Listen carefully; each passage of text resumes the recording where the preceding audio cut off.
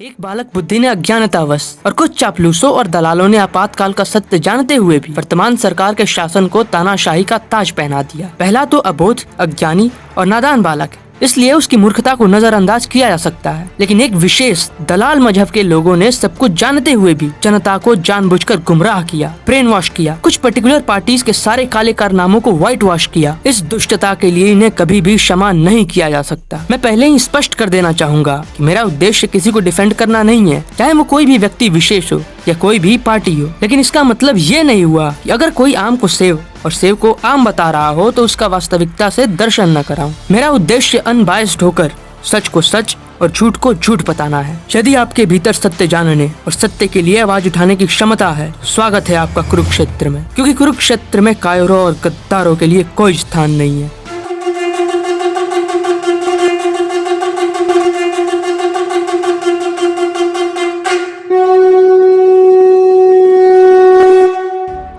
ये कहानी कोई साधारण कहानी नहीं है। ये कहानी है एक असाधारण तानाशाह के असाधारण तानाशाही की। ऐसी तानाशाही जिसने संविधान को खिलौना बना दिया था, ऐसी तानाशाही जिसने समस्त भारत को अस्त व्यस्त कर दिया था। ये कहानी है आपातकाल की। भाइयों और बहनों, राष्ट्रपति जी ने आपातकाल की घोषणा की है। इससे आतंकित होने का कोई कारण नहीं है। तानाशाह के मुख से निकले ये शब्द वैसे तो भारत की जनता से भयभीत न होने की गुहार लगा रहे थे, लेकिन आगे घटने वाली घटनाएं इन शब्दों की सत्यता को तार तार कर देने वाली थी। 25 जून 1975 को तत्कालीन राष्ट्रपति फखरुद्दीन अली अहमद ने आर्टिकल 352 का हवाला देते हुए आधिकारिक रूप से समस्त भारत में आपातकाल का घोषणा किया और इसके साथ ही संविधान और समस्त कानून व्यवस्था का धज्जियां उड़ना आरंभ हो गया। The President has proclaimed emergency.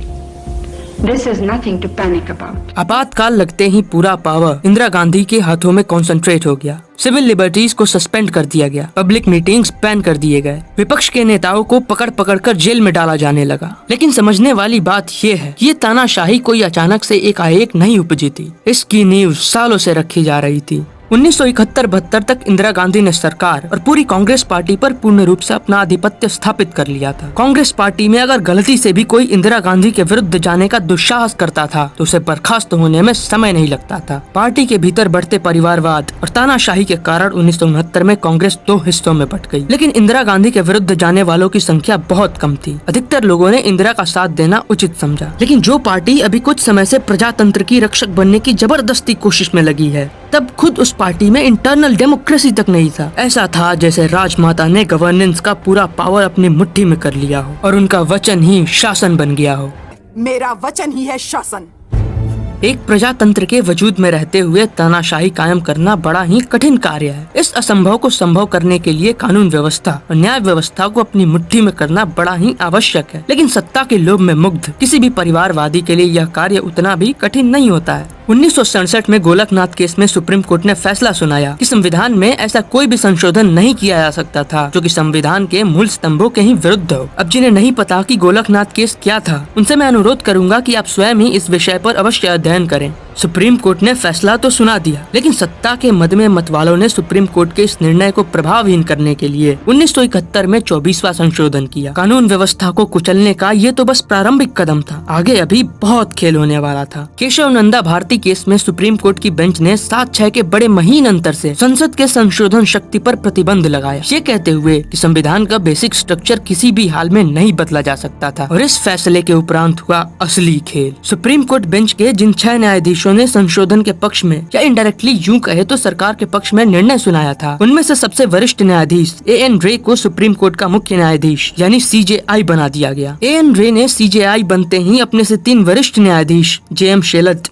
Case Hegde और ग्रोवर, जिन्होंने संशोधन के विपक्ष में निर्णय सुनाया था, उन तीनों को सस्पेंड कर दिया। यानी 3 सीनियर जजेस होने के बाद भी एक व्यक्ति CJI बना और CJI बनते ही उन तीनों सीनियर्स को सस्पेंड कर दिया। और ये सब इसलिए किया गया ताकि तानाशाह निर्भय होकर गद्दी पर आसीन रहे। न्याय व्यवस्था का इससे बड़ा तमाशा क्या हो सकता है। और वैसे भी हमारे न्याय व्यवस्था में न्याय तो बहुत कम मिलता है। इस न्याय व्यवस्था में बस कानून के आधार पर जजमेंट सुनाया जाता है। न्याय हो या अन्याय, इससे फर्क नहीं पड़ता। सब कुछ सामने स्पष्ट होने के बाद भी जजमेंट मिलने में वर्षों लग जाते हैं। निर्दोष जेलों में आजीवन बंद रह जाते हैं और जब तक वर्डिक्ट आता है तब तक काफी देर हो चुकी होती है। तो वहीं बड़े बड़े क्रिमिनल्स स्वतंत्र विचरण करते हैं। अब तक के टोटल 5 करोड़ पेंडिंग केसेस इस दर्द को चीख चीख कर बयां कर रहे हैं। खैर, कानून व्यवस्था पर हम किसी अन्य वीडियो में चर्चा करेंगे। 1971 के लोकसभा इलेक्शन में रायबरेली से इंदिरा गांधी से हारने पर राजनारायण ने इंदिरा गांधी पर चुनावी फ्रॉड के आरोप लगाए। राजनारायण ने इलाहाबाद हाई कोर्ट में इंदिरा गांधी के खिलाफ वोटर्स को ब्राइब करने के लिए और चुनाव जीतने के लिए असंवैधानिक तरीके से सरकारी संसाधनों का प्रयोग करने के लिए शिकायत दर्ज कराया। स्वतंत्र भारत के इतिहास में ये पहली बार हो रहा था कि आसीन प्रधानमंत्री पर ऐसे घनिष्ठ आरोप लगाए गए थे और प्रधानमंत्री को केस की सुनवाई के लिए इलाहाबाद हाई कोर्ट में पेश होना पड़ा था। 12 जून 1975 को जस्टिस जगमोहन लाल सिन्हा ने निर्णय सुनाया जिसमें प्रधानमंत्री इंदिरा गांधी को चुनाव जीतने के लिए असंवैधानिक तरीके से सरकारी संसाधनों का प्रयोग करने के लिए दोषी पाया गया। इंदिरा गांधी ने इलाहाबाद हाई कोर्ट के इस फैसले के विरुद्ध सुप्रीम कोर्ट में याचिका दायर की, लेकिन वहां भी जस्टिस VR कृष्ण अय्यर ने 24 जून 1975 को इलाहाबाद हाई कोर्ट के इस फैसले को हरी झंडी दिखाते हुए इंदिरा गांधी को एक MP के तौर पर मिलने वाले सभी सुविधाओं को खारिज कर दिया और यहाँ तक कि उनके वोटिंग राइट्स को भी रद्द कर दिया गया। लेकिन इन सब के बावजूद इंदिरा गांधी को प्रधानमंत्री पद पर बने रहने का निर्णय सुनाया गया। ऐसा लगा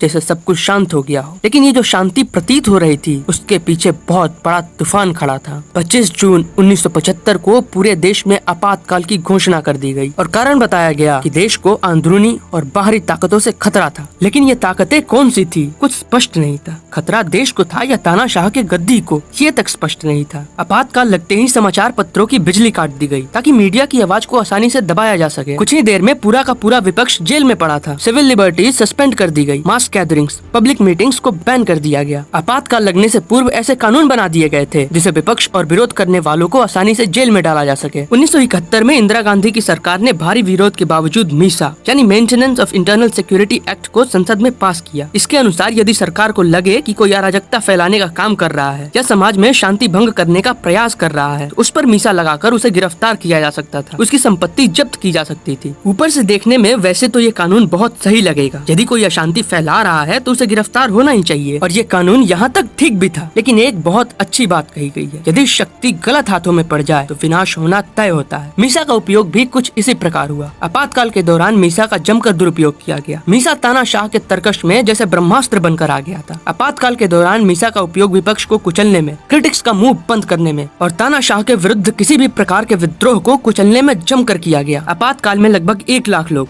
जिसमें कि पत्रकार, छात्र, विपक्षी नेता और एक्टिविस्ट शामिल थे, उन सब पर मीसा लगाकर बिना ट्रायल के लगभग 1.5 सालों तक जेल में रखा गया। कुछ लोगों पर तो नशबंदी का विरोध करने के लिए मीसा लगाकर अंदर कर दिया गया। मीसा के अतिरिक्त defence of India act and defence of India rules के अंतर्गत लगभग 75,000 लोगों को गिरफ्तार किया गया। कुछ ही समय में पूरा का पूरा विपक्ष और विरोधी दल जेल में पड़े थे। ऐसा प्रतीत हो रहा था कि आपातकाल लगाने का मुख्य कारण विपक्षी दलों और विरोध करने वालों को पूरी तरह से कुचल देना था। गिरफ्तार होने वाले लोगों में बड़े बड़े नाम शामिल थे। अटल बिहारी वाजपेयी, लालकृष्ण आडवाणी, मुलायम सिंह यादव, राजनारायण, चरण सिंह और जयप्रकाश नारायण जैसे बड़े बड़े नेता सलाखों के पीछे थे। RSS, जमाते इस्लामी और कुछ पॉलिटिकल पार्टीज को बैन कर दिया गया। और इतना ही नहीं, कांग्रेस के भी जो नेता इस तानाशाह के विरुद्ध आवाज उठाने का प्रयत्न कर रहे थे, उन्हें भी अंदर कर दिया गया। अब तक आपको लग रहा होगा कि ये सब एक प्रजातंत्र में कैसे हो सकता है। ऐसा तो उत्तर कोरिया और पाकिस्तान जैसे देशों में ही हो सकता है। एक प्रजातंत्र में सरकार खुलेआम इतने अत्याचार कैसे कर सकती है। यदि अब तक आपको ये लग रहा होगा कि ये तो बहुत अत्याचार हुआ था, तो जरा धैर्य रखिए, क्योंकि अगली वीडियो में हम जिस प्रकार की तानाशाही का वर्णन करने वाले हैं उसके समक्ष अब तक की घटनाएं तुच्छ प्रतीत होंगी। अगले भाग में हम देखेंगे कि किस प्रकार कैदियों के साथ अमानवीय बर्ताव किए गए, किस प्रकार समाचार एजेंसीज को कुचल दिया गया, किस प्रकार लोगों को पकड़ पकड़ कर जबरदस्ती उनका नशबंदी किया गया, किस प्रकार संविधान के मूल स्वरूप के पर्चे पर्चे उड़ा दिए गए। जिस बुलडोजर न्याय से कांग्रेस पार्टी चिड़ी होती है, वो बुलडोजर न्याय भी कांग्रेस पार्टी की ही देन है। ना ही ये तानाशाही साधारण थी, ना ही तानाशाह, क्योंकि 63 करोड़ लोगों पर एक तानाशाह बनकर शासन करना साधारण बात नहीं है।